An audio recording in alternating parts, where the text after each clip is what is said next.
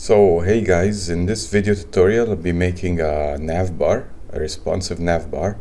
I'll only be using HTML, CSS and JavaScript, and I mean vanilla JavaScript, no frameworks. All you need to follow along in this tutorial is a basic knowledge of HTML, CSS and JavaScript. I'm not going to be doing anything advanced, and let's get going. So first of all, I'm going to be creating a new file, an index.html file. And in this file, I'm going to be using VS Code to add some boilerplate code, which is the body, the head, and the HTML tag, doc type, and all of that. So exclamation mark, enter in VS Code, and all of this will be added automatically. On the right here I have my browser open, and when I refresh this it should it should display the website that we're making at the moment. At the moment it's still empty. So let's start making our navigation bar. First of all, make an empty div, and the idea of this nav bar is that I'm gonna have like a div with two divs inside. One div is going to contain the logo and the other div is going to contain the nav list items. So first of all, this is the div that's going to contain the outer container. I'm going to give it a class of navbar.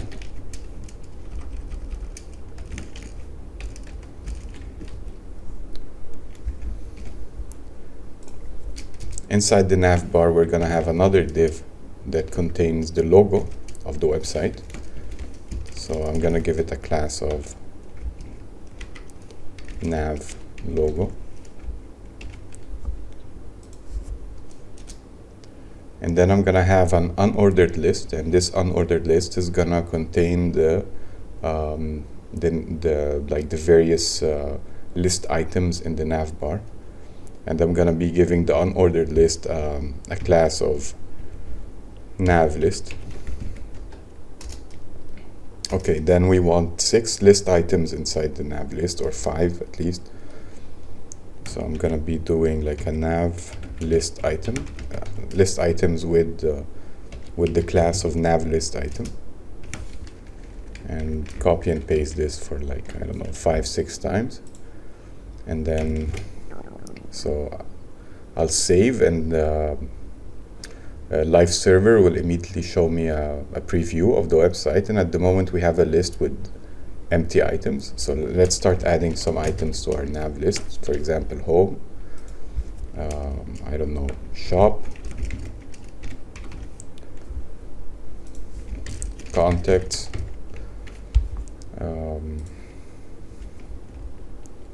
location, I don't know, team,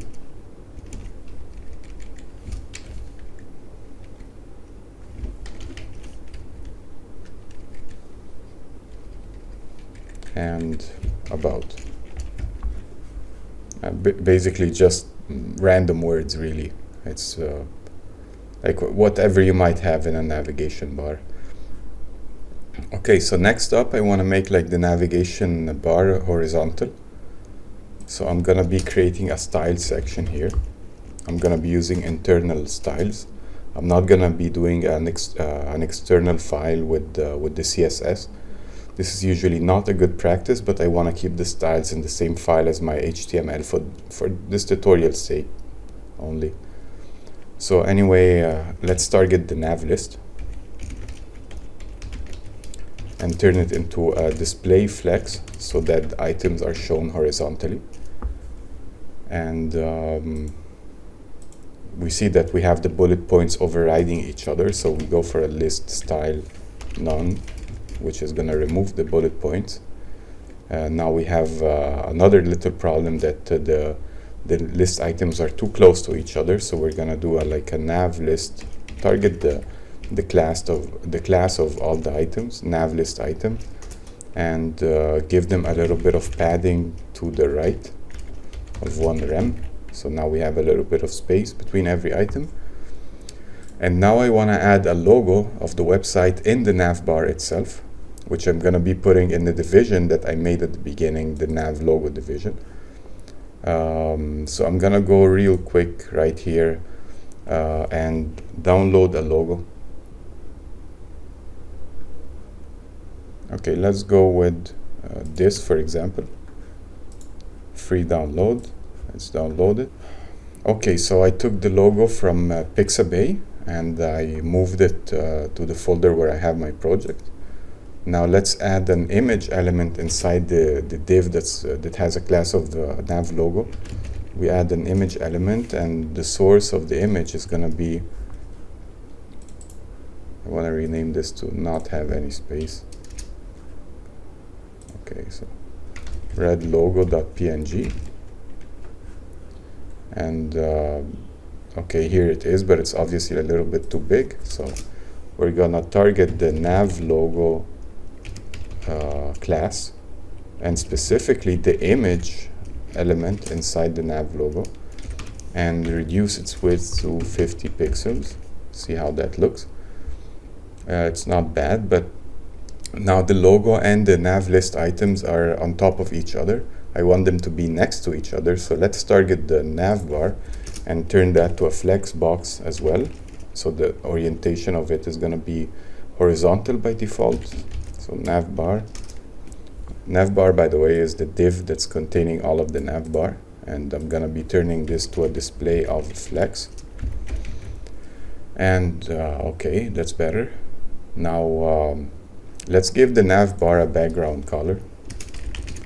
A background color of black, for example, or let's see how black looks. Okay, so obviously I'm gonna have to change the font of the nav list items. So oops, I'm gonna be doing like nav list item color and turn it to white.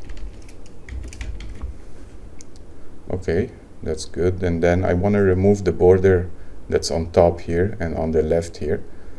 So we quickly inspect to see what's actually causing this border to appear. So it would seem the body is giving me a little bit of margin, and that's part of the problem. Or maybe that's it actually. And so I'm going to be targeting the body, and I'm going to be removing the margin. Okay, so now we no longer have a margin. Next up, I wanna excuse me, I wanna put some space between the borders of the navbar and the logo. So we give the image here a little bit of padding to the left of like 0.5 rem. Let's see how that looks, and padding top of 0.5 rem as well. And now it feels like it's missing some padding on the bottom, so let's do the bottom too while at it. Okay, that's better. Now the nav list items look like they're not centered, so let's target the nav list item, and to position them vertically, we're gonna use the property of line height. So let's try a 1.5 line height. It's not enough, so let's try 2. Okay, 2 looks like it's okay. It's centered the nav list items pretty much. Now let's increase the font size of the nav list items to 1.3 rem, for example. Yeah, that looks better. Now we want to add some hover effect when we hover over the nav list items. So we can do something like nav list item and then add a pseudo element of hover.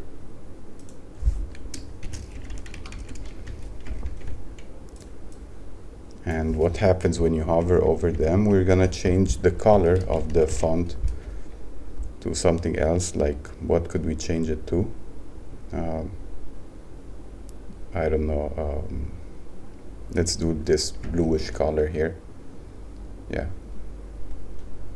Okay, so now when you hover over the items, they change color. Another thing that you usually do I mean, you would normally have these to be links, but since they're not links now, I'm gonna be adding like a cursor pointer property, which is gonna change the appearance of the mouse. As you can see, it becomes like this little hand when I'm hovering over the various items.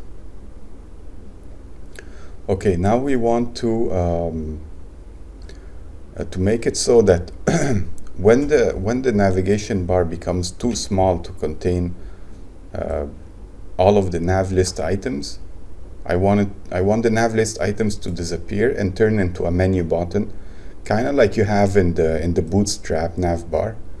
If you've ever used that, we want it to act in the same way. If not, then it's basically what I just explained, is when this becomes too small, when this becomes like around, I don't know, 500 pixels, less than 500 pixels, then all of this is going to disappear, and we're just going to have a small menu here.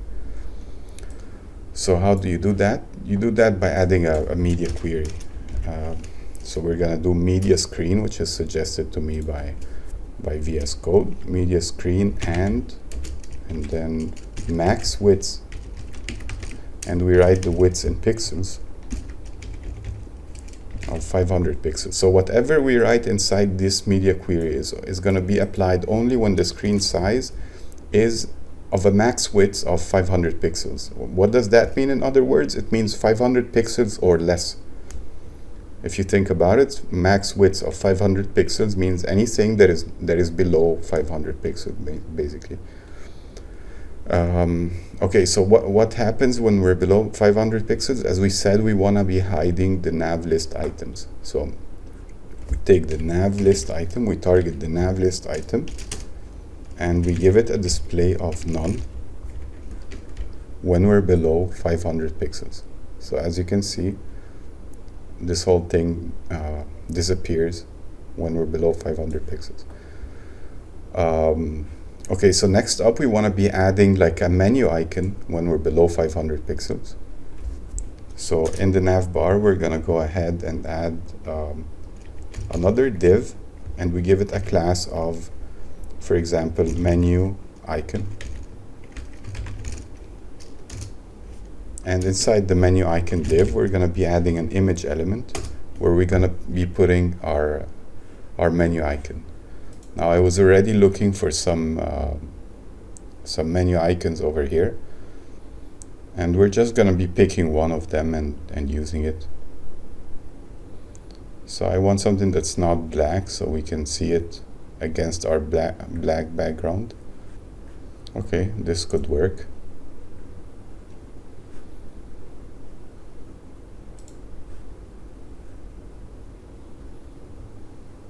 So a copy.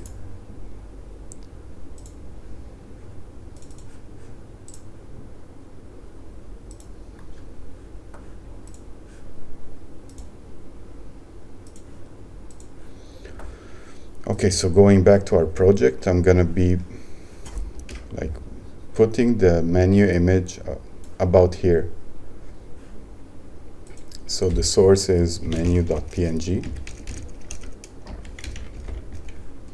And obviously it's too big again, so we're gonna target the image that's inside of the menu icon class. So menu icon class, target the image element that's inside it, give it a width of 50 pixels as well. And okay, we just need to give it a little bit of padding on top. Padding top 1 rem, too much. So we go for a 0.5 rem. That's fine. And then we want to push it all the way to the right. How do we do that? We give the navbar that contains both of these icons right now a justify content of space between. But when we want that to only affect the navbar when it's below 500 pixels. So we will be putting our new rule here. So we do like a navbar, target the navbar only when the screen size is below 500 pixels, and give it a justify content of space between. So when the screen size is below 500 pixels, this will be pushed all the way to the other side of the screen. Another thing we want to do is do not make this appear when the screen size is above 500 pixels. So by default, our image in the menu icon should have a display of none. And only when below 500 pixels, so menu icon image, I'm going to be also targeting the image when we're below 500 pixels and give it a display of block. So if the screen size is bigger than 500 pixels, we don't have the image. If it's below 500 pixels, then we have the image and it's pushed all the way to the right. Now we might want to add a little bit of padding to the right here because it's too close against the edge. Padding right 0.5 rem, for example. Yeah, okay, that's fine. Okay, so now we want basically to have an option to click the new icon that we added here, and we wanted to open the nav list that pretty much disappeared when the screen size becomes too small. So how do we do that? First of all, we're gonna make another nav list that is only visible when the screen size is too small. So I'm gonna copy this exact same nav list that we have here and stick it right under the nav bar that we already made. So it's not visible at the moment because, okay, I realized so it's the class names are basically gonna have to be changed before this is gonna work, because at the moment the font is gonna be white, which is not gonna show against a white background.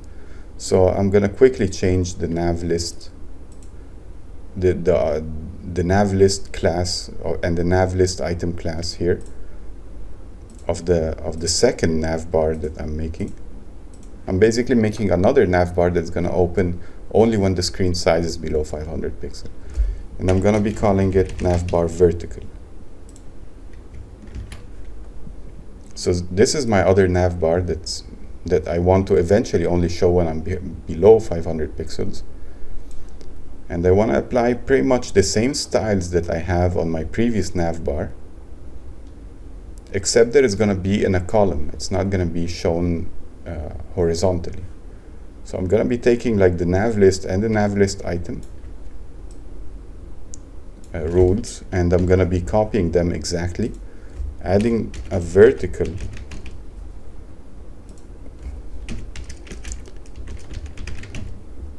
adding the word vertical at the end, which is going to make it target the list that was here. Remove the color white, or actually even better, just give it a background color that is black, background color of black. So now we have another nav bar here. We have a little bit of white space here that I want to remove, so I'm gonna inspect and see what's causing the white space. Apparently it's the margin of the unordered list of the nav list item, nav list vertical. So I'm gonna be removing the margin here, margin 0. And I'm gonna change the flex direction to column. And I also want to make it so that the items here are centered. So I'm going to be doing like align items center. Okay, that's good. And then I'm going to also like add a hover effect, the same hover effect that I have over here.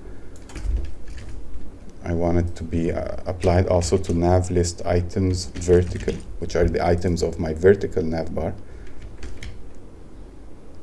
So, okay, this is good. Okay, now that we designed our vertical nav bar, we want to make it so that it opens only when I click here. I want to make like clicking here toggle the nav bar that I have over here. So how do I do that? I will add, first of all, an event listener to this button right here. This button is the menu.png image. I'm going to be adding to the div that contains it on click. And I'm gonna call a function like toggle toggle nav, which this function is still not defined, but I'm going to define it right away. And I'm going to be doing it here at the bottom of the file. Again, this is not best practice. Usually you want to make a separate file with all the JavaScript, but in this case, I want to keep it all in one file. So I'm going to be just defining the function here. So I'll define a function called toggle nav. And what will this function do? First of all, it will get a reference to this navigation bar. So actually, I'm even going to be defining it outside over here. Like I'll do a constant that's called navbar. And this navbar will contain a reference to this. And how do you get the reference to this? By doing document.query selector, and then type the selector of this navbar, which is nav list vertical.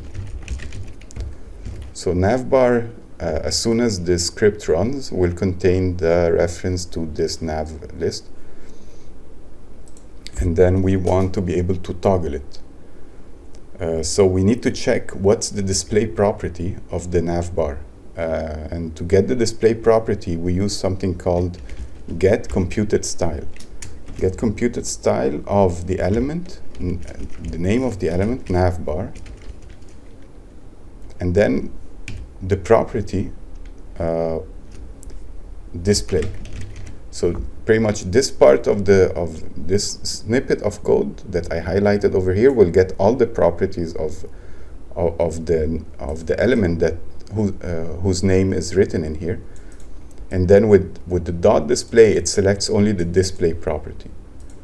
So basically, let display property equals get computed style. So now, when this runs, display property will contain the value of the display property of the navbar. And we want to check if the display property is equals to none, then we want to switch it to flex.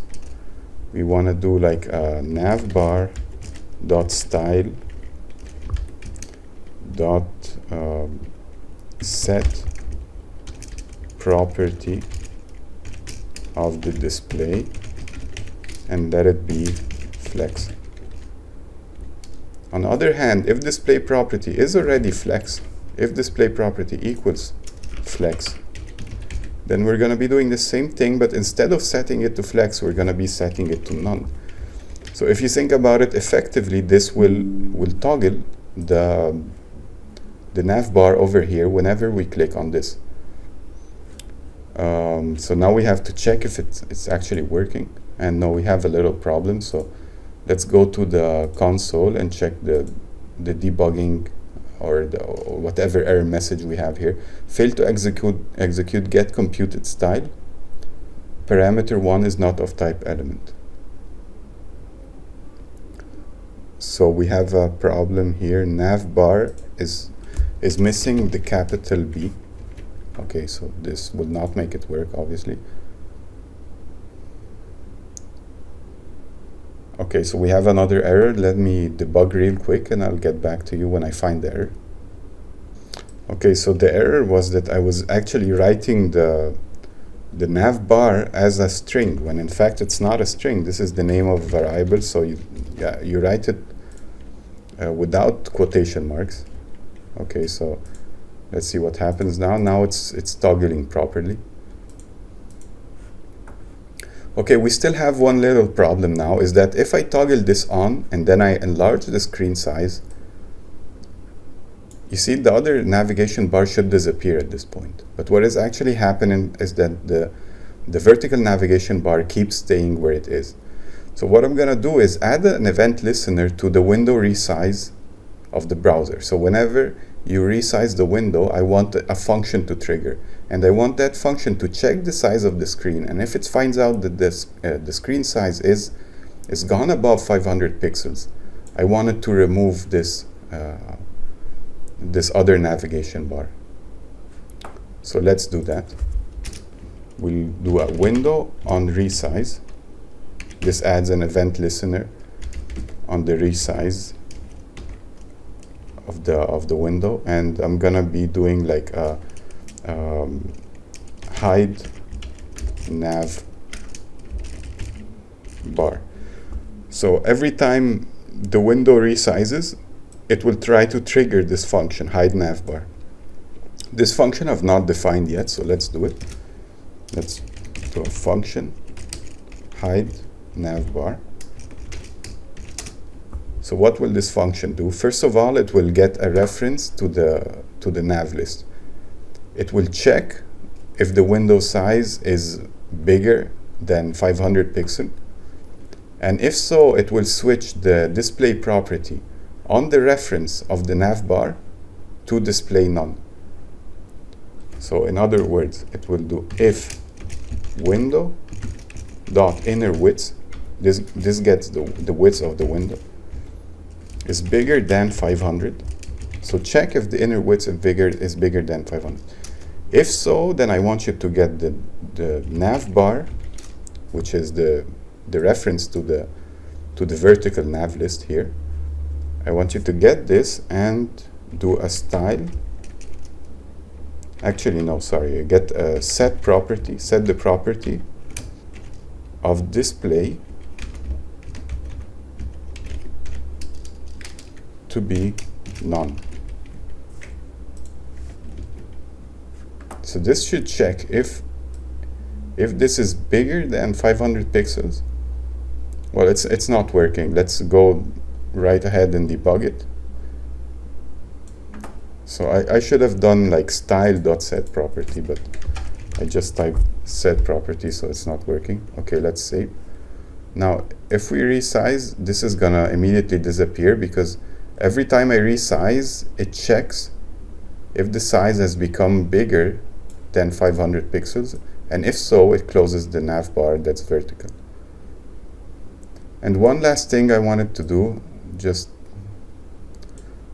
to be like to complete this little tutorial, is to give this a hover effect, because it kind of looks weird now that you just hover over it and it doesn't do anything.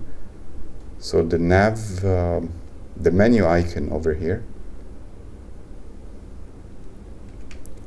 when you hover over the menu icon with the pseudo element of hover, I want to have a cursor pointer. Just have it show a pointer.